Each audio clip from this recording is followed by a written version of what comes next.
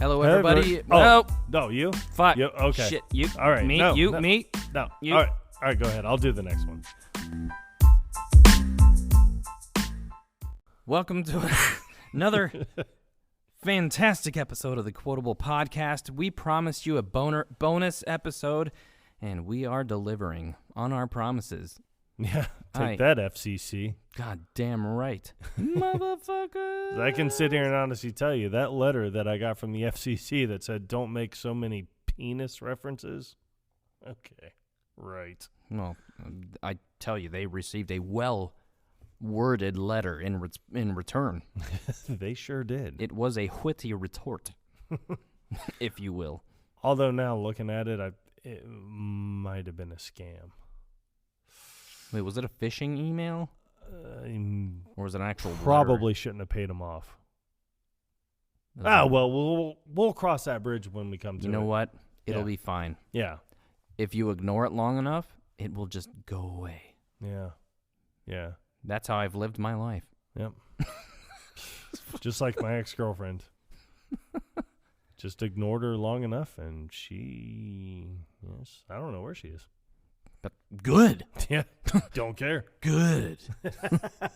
More for me. Yeah, I don't know. It's from Finland or Sweden. I don't know, something weird. Yep.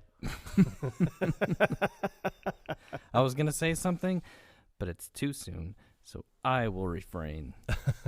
Anyway, we promised a bonus episode, and we are delivering because it is the season of giving. Yes, it is. It is Christmas time. The season of perpetual hope. And you're telling me that there is no flight to Chicago? I will not have it, good sir. I know. And honestly, to tell you the truth, I'm glad that you brought up Planes, Trains, and Automobiles, because it's such a great movie. That is not what I brought up. No? No shit. Go ahead. No, that was Home Alone. Of course it was. Yeah. And if you're listening to our podcast, you would know that. Yeah, you would. Couldn't help but overhear that you're, having some problems getting to Chicago or something. Excuse me, just come with me for a minute. Okay, strange man. Sure, why not? Boga, boga, boga. But I digress. What we wanted to do as our gift to you is we wanted to go through our personal favorite quotes that we use constantly. And some will be things that you've heard in our previous episodes. Some may not. But we wanted to go through the ones that we use on a regular basis and where they come from. Right. I didn't realize how much I quoted things until we started doing this podcast. Do you find that you quote things more when you're talking to me or just in general? Oh, no, in general. I mean, I do quote a lot more with you than I do with anyone else. So I think it takes a certain personality. Yeah. It's like when you find people who do quote movies on a regular basis, it's like you kind of have that spider sense in a way. Yeah. It's like, yes, I mean, because I'll quote things with people and they just look at me like, what the hell are you talking about? But is that your personality? Are you just weird? Yeah, and I mean, I'm sitting there thinking, well, no. Jesus, if you had seen the movie, then you would know. It's like, if you don't know what that's from, then you're weird. Yeah, yes. Please. If you don't know what that's from, then we can't be friends. I can't even be seen with you. Yeah, and then they look at me and they're like, we're not friends. And I'm like, oh, here I am holding the elevator door like an ass. Elevator door. I mean, cheese and crackers. That was easily one of the best quotes I've ever said in my entire life. And then they just look at me like, no, I've never seen the movie Rimshot. And I'm like, yeah, of course you haven't, because you suck. No respect. Yep. None. Now, we have the quotes that we both use on a regular basis. Some of them hadn't even started until we did this podcast. Right. And I mean, and it's not even just from movies. I mean, we pull them from TV shows. We pull them from, I mean, just wherever we can find them. From the interwebs, Yeah. maybe the Instagrams. I got some off the Twitter sphere. Yeah. So, but Sometimes they come from the TikToks, which that's also what she said. yes, which which somehow end up on the Instagrams as well. Yes. I think one of our most used quotes is, "Well, yeah." Well, yeah. I was yes, Yes. yes. Well, yeah. If you've listened to our very first episode, Office Space, Yes. then you would know that that's where it comes from. And that is one of our quotes that has remained unaltered the entire time. That is one that does not get changed. We don't have to modify it in any way because it just works as is. It's one of the perfect quotes in our arsenal. I know, and it's such a small little quote. Well, yeah. See what I mean? Yes, and with that quote in general, I don't know about you, but every single time I say it or I hear you say it, I can just see Diedrich Bader's face with that long-ass, And that mullet. that Kentucky Fall mullet with real short hair on top and him talking. And that scene was perfect. You have two neighbors sharing a beer, talking about life in general. And you have Peter who's, I don't even know what I want to do with my life. Like, hell, I'm in my 30s. I never thought that I would see myself working in an office building for the rest of my life, staring at four corners. But when it comes to something where it's like anybody could be asked the question, what would you do with $1 million? Right. And, you can have a similar response. Or maybe in your mind, before even hearing somebody else's opinion on it, you'd have something completely different in your mind. Yeah. But then when you hear theirs, it seems so honest and like, well, I didn't really think about it that way. So No, what would you do with $1 million? And I'm sitting there looking at Peter like the first thing is probably buy a new car because that Toyota Corolla is not going to hold up. But it's like, after hearing his response, it's like, well, now I kind of want that. Yeah. So it's like, besides two chicks at one time? Well, yeah. And it's like, it's so matter of fact. He's being so transparent. It's like, you can't help but, just, you know what? Yes. Yes. Respect for that. Exactly. And it's like, they're just sharing this moment. It's like they have that mutual understanding. Like, if you had $1 million and you're a single guy and you can hook up a three-way with two girls, you know what? Why wouldn't you? Yeah. And I love his response when he's, well, it's all girls aren't just about money. He's like, well, the kind of girls that double up on a guy like me are. And that's like, one good of the point. The other thing, Good point. he knows himself. Yep. He knows his limitations. He knows who he is as a person. He doesn't have a high stature. Nope. Not in the traditional sense, if you will. Correct. And hats off to him. Kudos, Lawrence. You have it all figured out. We could all learn from Lawrence. Real men of genius.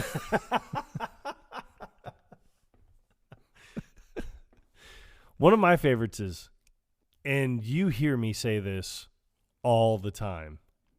Motherfucker. Well, yeah, that one, but that's not the one I was thinking of. I'm sorry. No. Proceed. Canada. Yeah. And I think that is such a perfect term. I mean, that's from Deadpool. We just did that. Right. We just did that movie. And I never even noticed it until you told me about it. Yeah, it's so funny. I mean, when Deadpool or Ryan Reynolds says it after he hits Colossus in the face and breaks his hand, I always say it, especially when I'm in pain about something, because it's just one of those things where it's like, Canada! It's so easy to say. I do have young children, so I do my best to censor myself. Whatever you can do to eliminate the vulgarities. Yeah, I get it. But So- like before I realized it was from Deadpool, it didn't make sense. But now that I know, man, it's because Ryan Reynolds is from Canada. Right. I'm pretty sure it's not something that was written in the Deadpool comics. But and I'm not entirely sure. I wouldn't know. But I think I am. I mean, I may have to alter it to where it's like, if I do get hurt, I'll be like, oh, Tampa. See, it doesn't roll off. It doesn't sound right. No, neither does Florida. Winston-Salem. Nah, Too many syllables. I couldn't do it where I live Yeah. either. Yeah. So, Greensboro. yeah, it just doesn't sound right. Nah. But I mean, that is one of my favorite quotes. I use it all the time because it's fitting. I mean, you could go country, and you could say, United States of America. But it's, once again, Yeah. way too long. All right, hang on. Let's see. America. No, it doesn't work. Because now I just sound like a backwoods West Virginian country boy that's banging on someone's door, Or banging someone's sister. banging your own sister. That, more likely. Yeah. Yeah. Oh. Yeah. See? It works everywhere. No, yeah, how about everywhere? There's another one. Yep. That's one that we kind of twist. We adapt to Yes. the situation. Yes, we have adapted that one to to situations all over the country. And that is another one that we did recently, which is I Love You, Man. Yes. And the scene where Paul Rudd is in the man cave with Sydney. I'm sorry, Peter Clavin Yep. is in the man cave with Sydney. I don't know why, but every time you say his name, Peter Clavin, I just think that that's like a cut of beef. Could be. It's just like, oh, do you want the top sirloin? No, could I have the Peter Clavin? That's a good choice, sir. Whoa. Top notch. Yeah.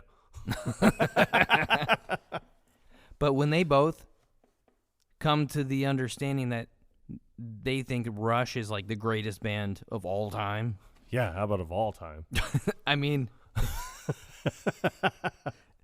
and it's like they're at that point where they're establishing their friendship, Correct. and Peter feels, because he's never been the guy to have guy friends, that I don't know, he just doesn't feel comfortable. He doesn't feel like he can be himself.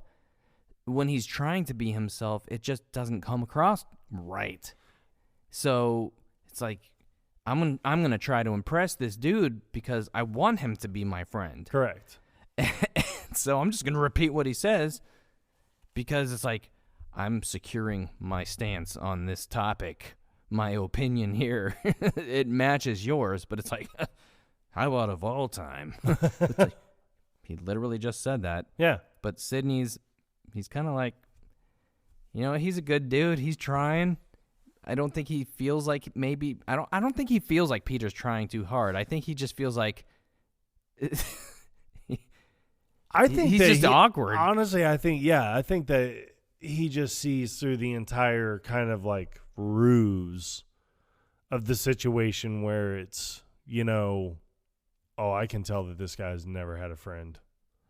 Right. Ever. But it's not bad enough to be like, oh, I don't want to hang out with this dude because it's just too weird. Yeah. It's just like, you know what? It's something that he's going to get past eventually. Because he does tell him at the end of the movie, I've hung out with you in the man cave. I've seen you cut Yeah, loose. I've seen you cut loose. So, and he knows, like, you're not like this. Like, you can be that independent person. And like even their initial introduction at the open house, Peter was not that awkward. So I think Sydney sees like this. He's not like that all the time. There are moments where it does happen, but it's just like because maybe he just gets too excited. He's like, I don't know. God, I don't know. Oh my God. Could this be something else? I don't know what to do with my hands. It's not just two guys talking. It's just, and that's how he always viewed it was, oh my God, because, when it was just them two talking at the open house, it was nothing. I mean, he had no pressure. And with But Sydney, I think he had that pressure of, well, I need a best friend. And I need a friend to be my best man. So now I need to try hard and watch what I do and watch what I say. But I think, if anything, Sydney wouldn't have cared. And initially, it was about not having a lopsided wedding party. Correct. But could have just had Lou Ferrigno on one side. He would have taken out the entire wedding party. Yes! Yes! And we'll get to that one next. But the fact of the matter was, after Peter met Sydney, he was like, this was something that I needed in my life. I needed a best friend, not for the sake of the wedding party, yes, but because, like, I haven't really been living my life. I've just been dedicating everything to my girlfriends and his, his current fiance in the movie. Yeah, and that's what he always did. And his gay brother, even pointed it out. Like, you've always been the girlfriend guy. Yeah, you're not taking him out to see Devil Wears Prada. Yeah, but you put your girlfriends before literally anybody else. All your in guy life. friends just fell to the wayside. Yeah. And we talked about that in the episode. But yeah. But and that quote itself is so versatile that you can use it in almost any situation. Yeah, but what about any situation? See? There it is. Yes! Yes! Okay. You've heard us use that in many episodes. Yes, and that is not from a movie. It's not at all from a movie. No! No! No! Yes! And I got to give my props to Kenan Thompson because he is funny as hell. He is. And he is, I think, as of late, one of the best additions to the SNL cast. I mean, is it an addition, though? Because hasn't he been on there for, 12 years? I don't know how long he's been on there, but It's been a long time. I think, in all honesty, I read something that he was probably the longest-running cast member. But I feel like they would have done a disservice by not adding him to the cast because... there would have been so many opportunities missed. Correct. So, and what we got that from is, before everyone gets all, hoity-toity on me, SNL's the one that came up with the skit. Kenan Thompson is the one that starred in it, but it's Black Jeopardy. Yes. So, and it was an episode hosted by Tom Hanks. Well, he was one of the guests. Yeah, the SNL SNL episode was hosted by Tom Hanks, but yeah, his character Doug. Yeah, it's so good. But woo! You all right, Doug? The way that gets me every time. The way that they play off of each other is so funny. It's perfect. It is perfect because you have Tom Hanks, who's playing this guy named Doug, who looks like he's getting ready. As soon as he leaves this TV show, he's just going to go back home to his double wide and watch either pro wrestling or NASCAR or something. He's wearing a Make America Great hat. He's and it's such a different character for Tom Hanks to be portraying. It is. You've never seen him do anything like that. Not even Forrest Gump. No, but I do love it when he was like, and Doug, and he was like, so what brings you on here, Doug? And it's like, well, fella told me we could win some money, so let's win me some money. And the beginning of it starts out so awkward and uncomfortable, like, I don't know where this is going here. Right. But what I do enjoy about this, and forgive me if I'm on my soapbox here, is I love how this clip, and if anybody hasn't seen this yet, you need to look it up. You're doing yourself a disservice by not watching it. Yes! Yes! Yes! Go on to YouTube and just look up SNL, Celebrity Jeopardy, Tom Hanks. and you will find it. Yeah, it's there, and it is easily some of the best skits I've ever seen. Right. I mean, Norm Macdonald's skits are phenomenal. May he rest. But this one was Well, I'm sorry. perfect. There was the Celebrity Jeopardy, but then there was the Black Jeopardy, which is the Yes. one that Kenan Thompson does. So I misspoke. Forgive me. So look up SNL Black Jeopardy, Doug or Tom Hanks, and you'll find it. Yeah, You'll find it it, is- and you will not regret watching this. No. But what I was getting to is it touches on a subject where people who and where the country is so divided, and it kind of brings us together, and it makes us kind of open our eyes to the fact that, you know what, we're really not that different No. at all, and it's just a matter of opening our eyes and having conversations and discussions that you may not be used to having, and realizing we're all human beings. Correct. We're all just trying to survive here, and the fact that they have this moment of connection is so powerful. As funny as it is, it's a very powerful message, and it's something that I think a lot of people can take away from this episode. And that's not where I really wanted to go when we are recording this as of right now. But this moment where they have this, oh my God, we're not so different at all. We think exactly the same, in this moment. And I thought it was so great and so funny at the same time. And I think that's one comedy that really impacts people the most is when it's the most honest. And Correct. I think that's where this really hit home for me. And that's why it's something that I think both of us hold on to. I think that the comedy like that should hit home for everybody. I mean, because in that you have two people. Well, I mean, in total, there are 4 people in the skit. Yeah. 3 of them are black, African American. 1 of them's white. Very well-known actor. But I see Tom Hanks as being the type of guy that probably went onto the set thinking, I am no better than anybody else in No. this scene. Like, I'm just another human being. He was just there to win some money. Yeah, I'm just here to win me some money. That's what I heard. So I can win some money. It's like, oh, you better take that over to my guy in the neighborhood, fix anything for $40. But Yes! What did he say? He was like, Cletus? Or no, his guy's name was Cletus. right. He was like, no, my guy's name's Cletus. He was like, he'll fix your refrigerator, your air conditioner. Your carburetor. Your carburetor. It's like he didn't care.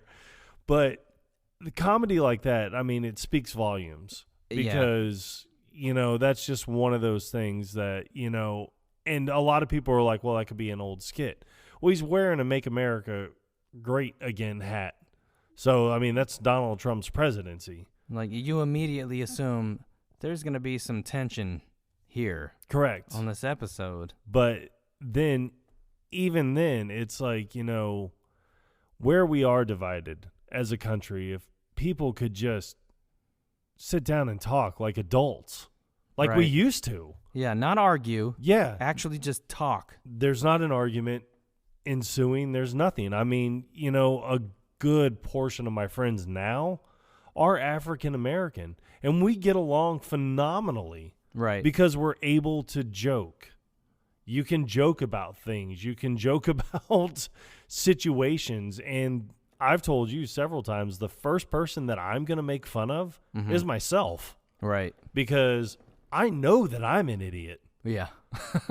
But it's like looking at someone else and it's like, well, how much of an idiot are you accepting yourself to be? Mm-hmm. Because if you do something idiotic, guess what? I'm going to point it out. Just own up to it. Exactly. Who cares? Because we're not perfect. None of us are perfect at all. Whoa. No. Okay, I altered it. And honestly, and one of my coworkers, he's an avid listener of our podcast, and Brian, if you listen to this episode, I'm giving you a shout out here. It's like, I love the fact that we can talk about stuff like this. We rarely tread on anything like super political, but we've dabbled, but it's never caused any tension or anything like that because, the more we kind of dive into it, we pretty much have the same viewpoint on it.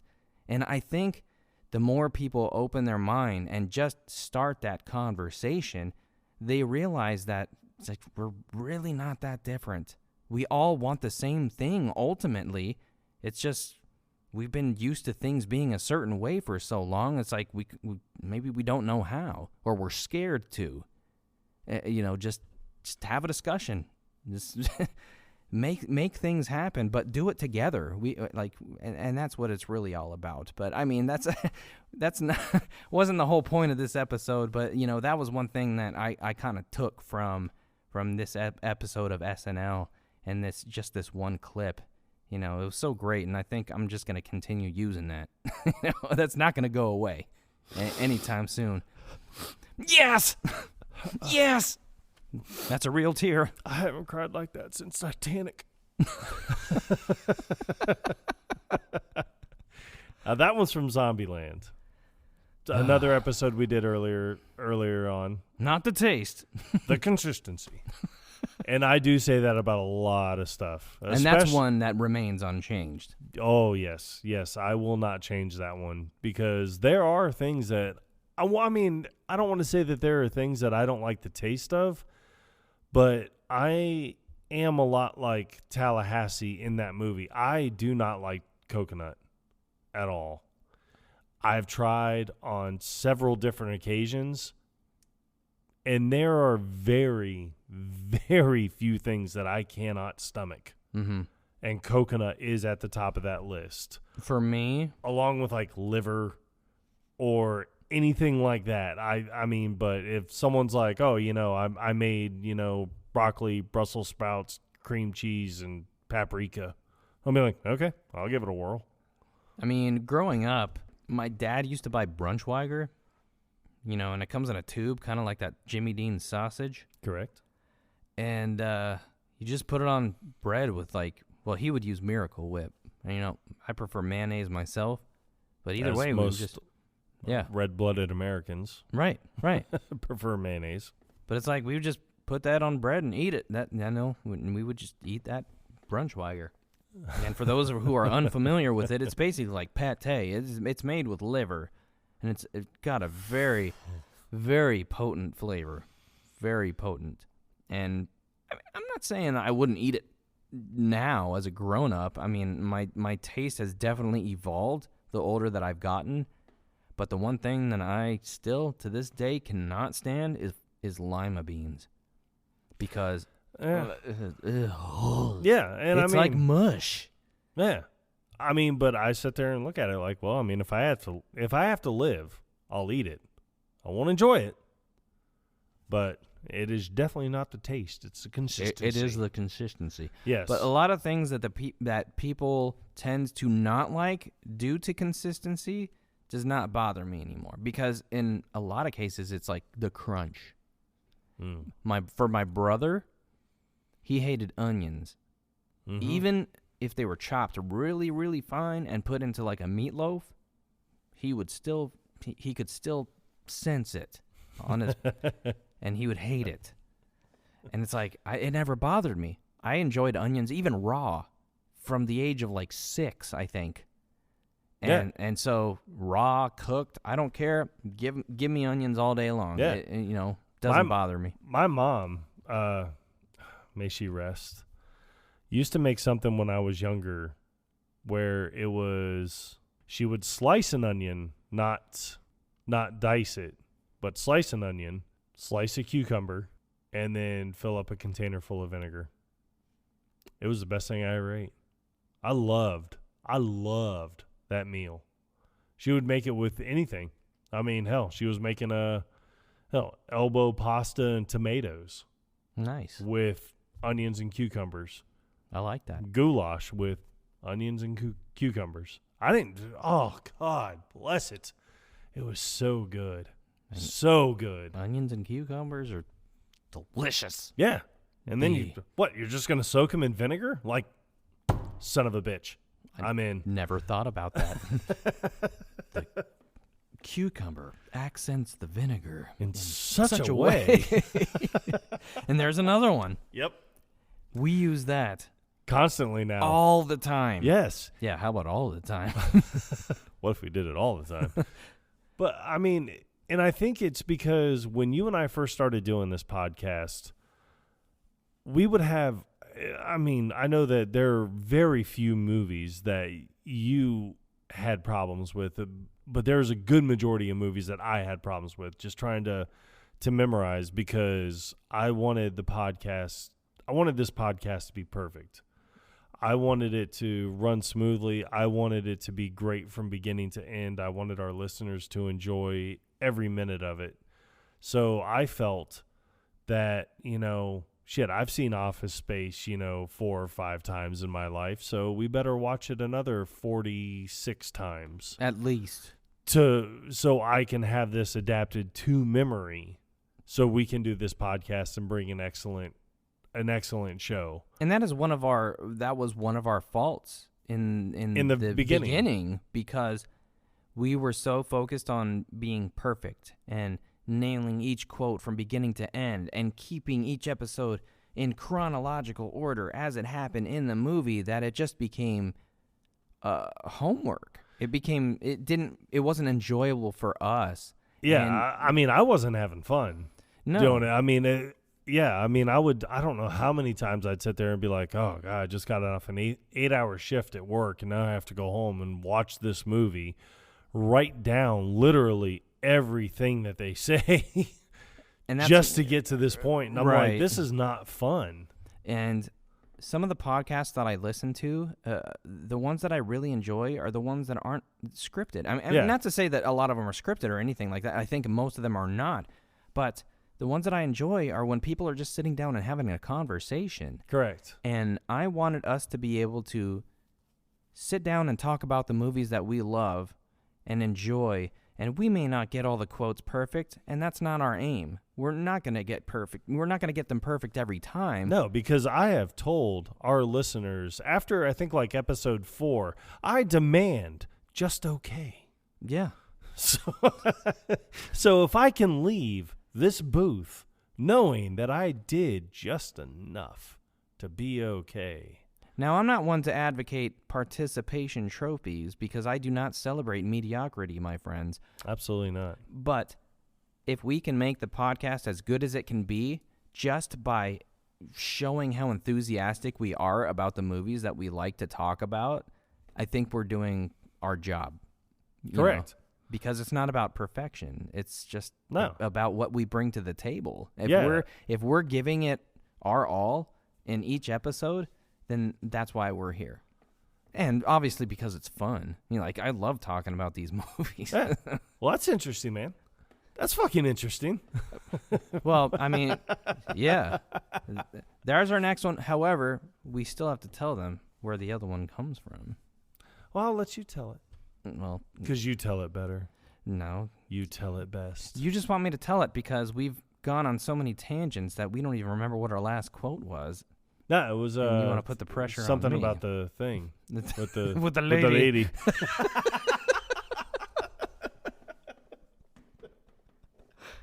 Oh my God! Yeah. See, we're so far gone. I don't remember what that last quote way was. off. We were shit. No, we were talking about the coconut. No, but the taste, the consistency. Yeah. But then we have Zombieland. Didn't we have another one after that though? Well, I mean, we never said that it was from Zombieland. You did. No, I didn't. Yeah. No. You did say Zombieland. Well, I think I was just talking about the world we live in now. That's true. Correct. Obviously. The lady. The thing with the lady. Yeah. We do say that one all the time, and that's one that we do not alter. No. That is that's from Step Brothers, and it's the scene where it's the beginning of the movie where you see Will Ferrell's character Brennan. Yeah. Where his mom, he's basically kicking his mom out the door, like she's getting ready to go to work. Yeah. And somebody comes to the door, and he's like, somebody at the door. Yeah. I'm watching the thing with the lady. Like, be a grown-up. You're 40 years old, for Christ's sake. You can get up and get the door. No, I was watching the thing. with a lady. And it's just because he's watching the Denise. Well, hold on, what is Austin. it? Denise Austin workout video. Yep. So he can hurry up and get out, Mom. I gotta. Hey, Mom, I gotta jerk it. Even though he had just made himself breakfast. Correct. But he's pleasuring himself takes precedent. I know. Sometimes when I make that bowl of Cheerios in the morning, I'm just sitting there thinking, like, God, I can't wait till I'm done with this so I can masturbate. Right. Milk and cereal, milk and cereal, milk and cereal, cereal and milk.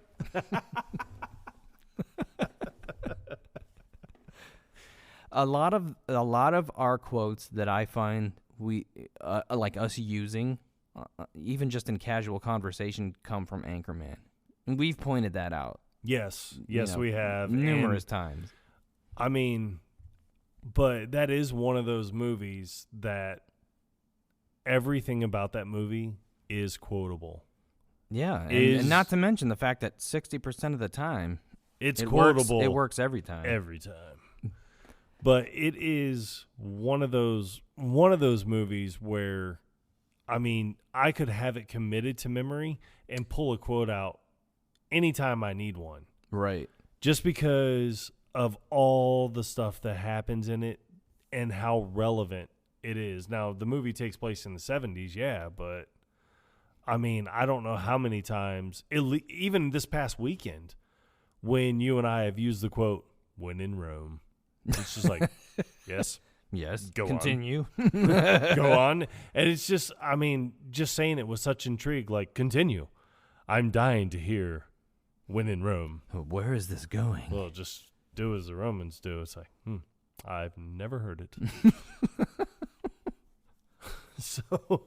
So I mean, that alone with the 60% of the time, it works every time. And what was the other one that we always use from that one is there's way too many. I mean, there's a ton of them that we use from Anchorman. Yeah, like out of the way, numero dos. I don't know if you heard me counting, but I just did over 1,000. Or you woke the bears. Yeah, it's the pleats and the pants. I'm taking them back to the pants store. It's not very flattering in the crotchal region. Don't act like you're not impressed. Did you just throw a burrito out your car? What are you, high or something? Brosive. I love scotch. Scotchy. There it goes down into my belly.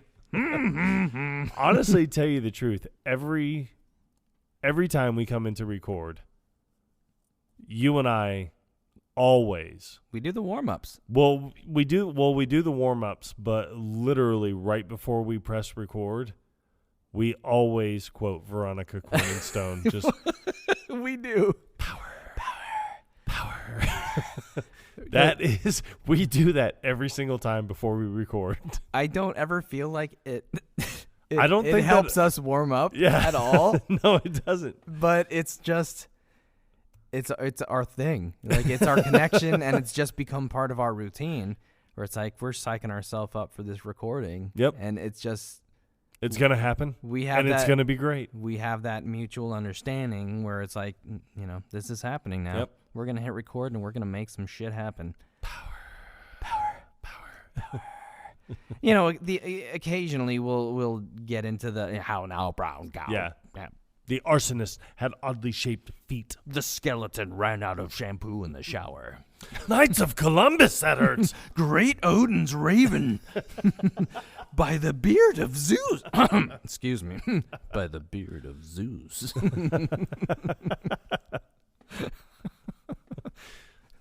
Another one that I enjoy using. Poop mouth. You poop in your mouth. Poop coming out of your mouth. Coming out of your mouth.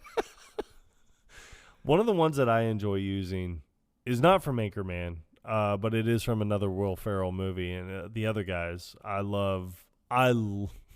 it's like when something goes wrong or something's just not going my way or something, I'll just be like, I'm a peacock. You got to let me fly. What does that even mean? I know. Peacocks don't fly. Be like, well, yeah. Yeah, about as much as a chicken.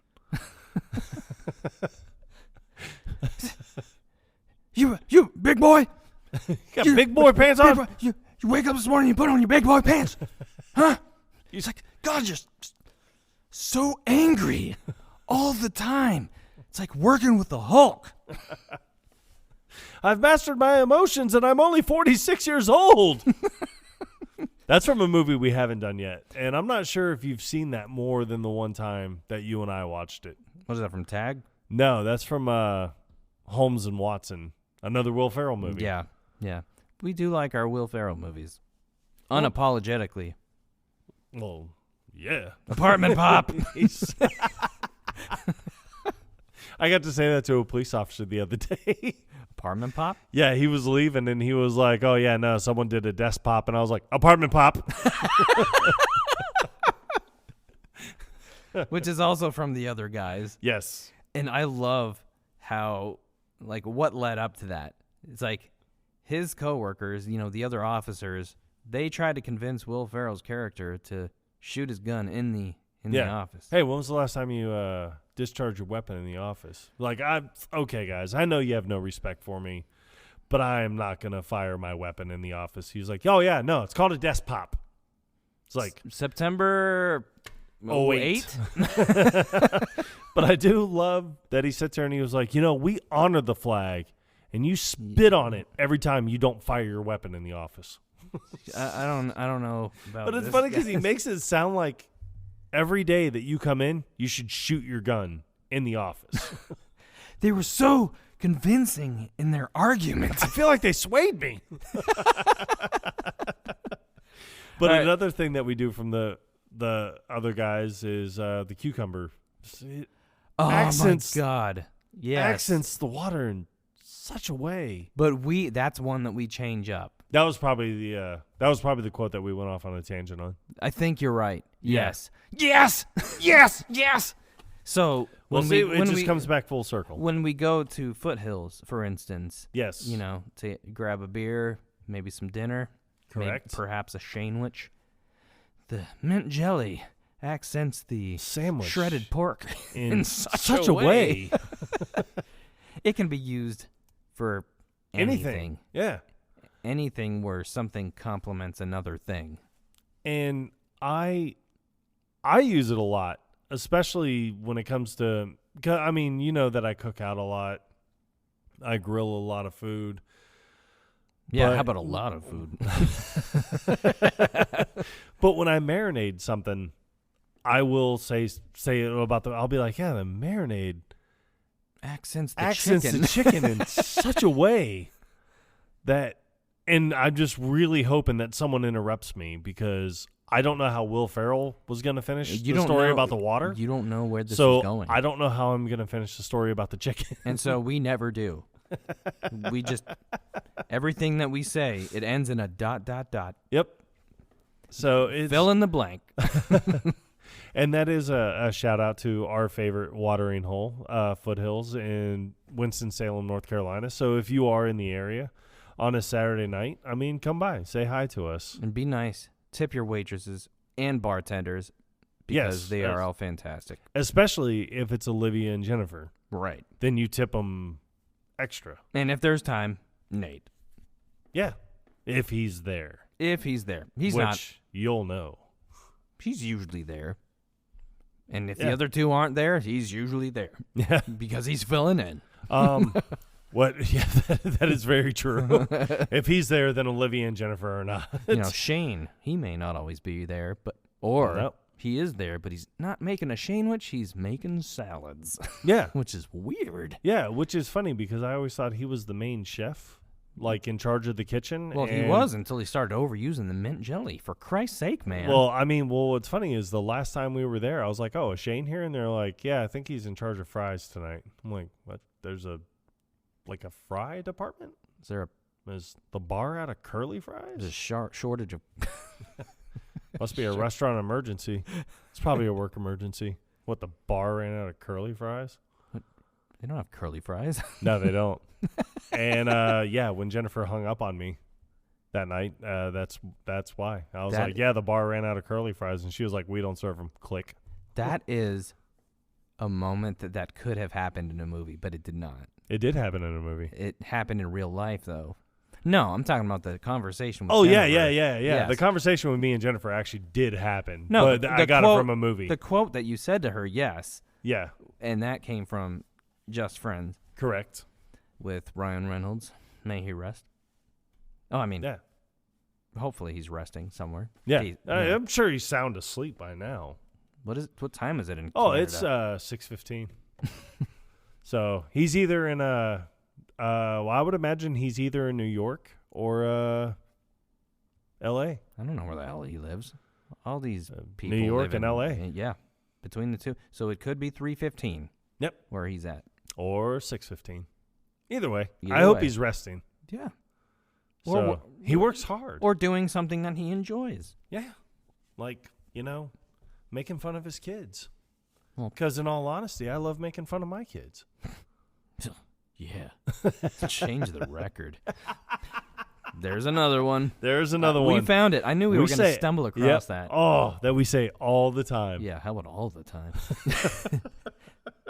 But that's another one from Step Brothers, though. Yes. And it's just so versatile, where anytime anybody says something that you may disagree with, or it's just like, you know what, I don't want to hear that. Like, it's change the record. God, you've said it a million times. Yeah. Change the record. Like, did you take out the trash? Change the record. Change the record. And I'm sure that my kid probably says that. I mean, he'll never say it to my face, You know what? but I'm sure that he probably says it behind my back where I'm just like, hey, got to take out the trash. He's like, I'll take out the trash. Change the record. Dad." And you know what? I have heard him use it recently. Son of a And bitch. as much shit as he does to Not do anything. Yes. Yes. He does more to get out of work. Correct. But there are these moments where he'll throw out these quotes and it's like, you know what? Yeah, I can't be mad at you. exactly. Yeah. It's like, hey, take out the trash. The trash hasn't been taken out, Or son. he'll- And or- then all of a sudden he'll just be like, oh, why don't you cry about it? Like, oh, okay. All right. Ace Motherfucker. Ventura. I like it. I like it. Touche. You son of a bitch. But most of the time he just pushes the fucking trash down. Look Yeah. at all that space. yeah, look at all that room. Fuck you. But it's funny because when it comes to that, then I really enjoy being like, okay, yeah, just make all that extra room to put even heavier stuff in there and make it even worse for you. So the trash is not only going to be heavier, but it's going to be harder to take the bag out of the can itself because all that it's pushing against the sides of the can. Yeah. Just does not think, in the future. I know. I keep waiting for him to look at me and be like, yeah, I'm about to take trash out. Any tips? Any tips you Any got? tips you got? Yes. God, I fucking love it. Tropic Thunder, another Yes. episode that we've done. Oh, love Tropic Thunder. Hey, what do you mean, you people? What do you mean, you people? Huh? Huh? I will say quite a bit actually is especially now with just turmoil and tension literally everywhere you go is if the machine breaks down, we break down. And just leave it at that. Well, you know why? A nutless monkey could do your job. And I'm just messing with you. No, but No, but seriously, a nutless nutless monkey. monkey to do your job. oh my God, so good. Yes. And we didn't script this, we didn't write down any of our quotes, so we just wanted this to happen organically. And I feel like we've kind of allowed that to happen. But you know. I have been dying to ask you a question, and this is going to come in the form of a quote, Okay. probably from one of your all-time favorite movies. I think even in the episode you said top 10, and I am going to alter the quote, Okay. but you'll know right where it's from. How do you like your quotes? Regular, creamy, or al dente? Yeah, we'll take 2. Yeah, my Jeez, cousin. what a fucking surprise. Yeah, there's a fucking surprise. You mocking me with those clothes? Yeah, what about my clothes? Yeah. My cousin Vinny, it's so quotable. And that's why we did that episode so early on. Yes, that honestly, that one was one of the ones I didn't mind watching Multiple times. 78 times. that it took to try and commit to memory. See, a split second before we recorded that episode, it had been calibrated by NASA engineers. To be dead on balls accurate with the quotes. Dead on balls accurate. It's an industry term. Well, I guess the fucking thing is broken. But I love the fact that at any point, one of us can say a quote from a movie, and then the other will just kind of pick up what the other one's putting down. Yeah, well, I'm smelling what you're cooking. Yeah, that's what I'm talking about. Yeah. Motherfucker. Hey, you can't say motherfucker like that. I say motherfucker like that. Motherfucker. And then that's from a show that I've never watched before, but I did find a montage on YouTube of all these motherfuckers. Yep. And that's from Californication. Yes, and this one here, I am honestly excited to watch this show with you because this show is highly quotable. I know that you and I said that we wouldn't do shows as episodes, but I don't really feel that we should delve into doing shows, but No, because we don't want people to go, this podcast is horse shit. yeah, but I really think that I mean, there are a lot of quotes in that we could just pull. I mean, because I use a lot of quotes from that TV show just in everyday life. Right. So I mean, we talked about, like, what if we did an episode dedicated to The Office? And it's like, there's too many. yeah, there's way too many. That's what she said. Well, that's the best one. And I mean, I personally use that constantly. Yes. I have to bite my tongue so often, especially at work. I'll be in a meeting, and my coworker, like, we're all working remotely, Correct. so we'll do conference calls. Like, nobody's on video or anything, but it's like there are those moments where somebody will say something, and it's like, I want to unmute myself, but I know I'm gonna catch it in the butt if I do. Home Alone. You sandbagging son of a bitch. Wait, where is she? She's still in the house? That is honestly one of my favorite quotes. Wedding Crashers. Yes. Oh God, I don't know why. I just love saying that. Just, you sandbagging son of a bitch. Because it's just like, I'm excited. Yeah. Whatever the hell just happened, it's like, I'm proud of you. Yeah, because that's right at the beginning when he sits there and he was like, hey, John, you need to come to my office. I got to talk to you right away. Mm-hmm. He comes in, he was like, we got a very long 6 weeks in front of us.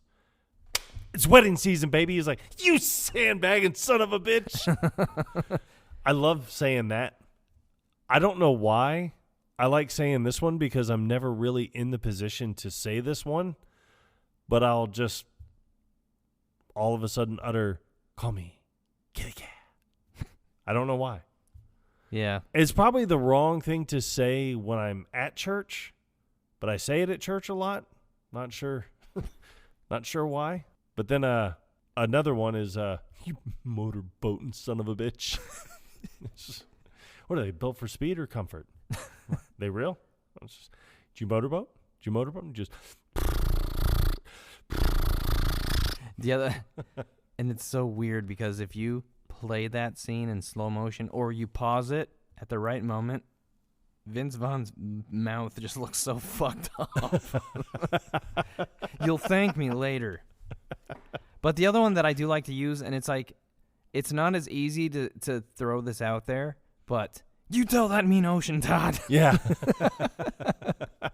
I like saying the other walking line when he's talking about, he's like, yeah, my kid just, draws blood with sticks. Well, some people call that art. It's crap. Oh my God, it is. And that's another one. Yes.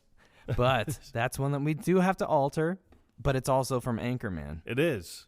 And that is the scene where they're at the party, where they're celebrating being number one. Like 12 years in a row or whatever. And in no way is that depressing. Which is another one that I use. Yep.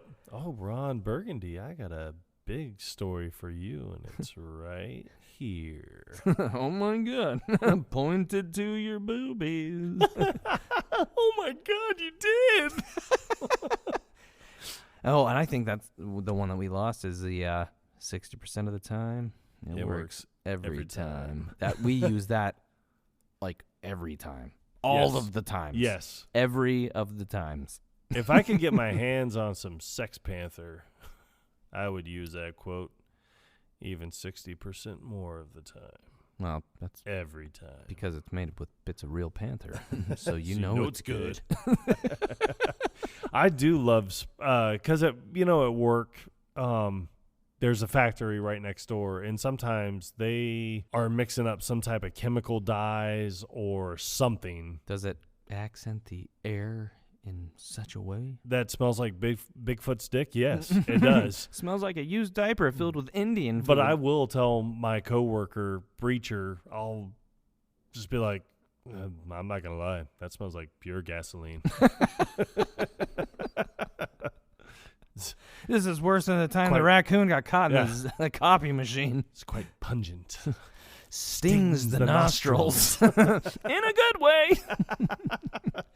No, it's funny because he says stings the nostrils in a good way, as if he's trying to give Brian a little bit of confidence. It's like, I don't want to tell you it smells like shit. Yeah, but this smells like pure shit. Pure gasoline. Yeah. But it's funny because another Will Ferrell movie, Elf, they're talking about when they're singing, the choir or whatever, and it's like all the elves have a higher tone or higher pitch to their voice. Right. And they're talking about how Will Ferrell's character's voice, Buddy, brings them down an octave in a good way. So even though it wasn't I said, forgot about that. even though it wasn't said by Will Ferrell, it's another movie where that line is used, and it's just something that I kind of paid attention to. Yeah, I mean, but God, quotes everywhere. There are Oh. quotes everywhere, man. Yeah. How about everywhere? And you know what? I have a feeling the more episodes of this that we do, the more that we'll discover quotes that we use all the time. Just doing this off the cuff, it's really kind of hard to think of all of the ones that we use, Yeah. on a regular basis.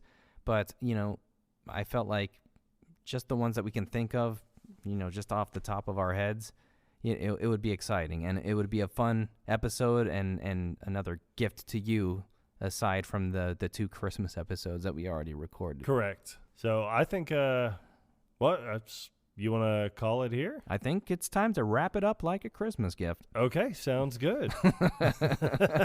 Off the foothills. Yep.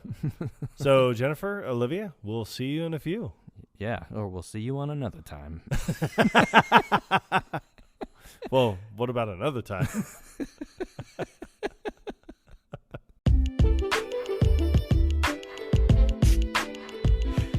All right, guys. I hope you enjoyed this one as much as we did. Yes. And until next time, Quotable Podcast Podcast out.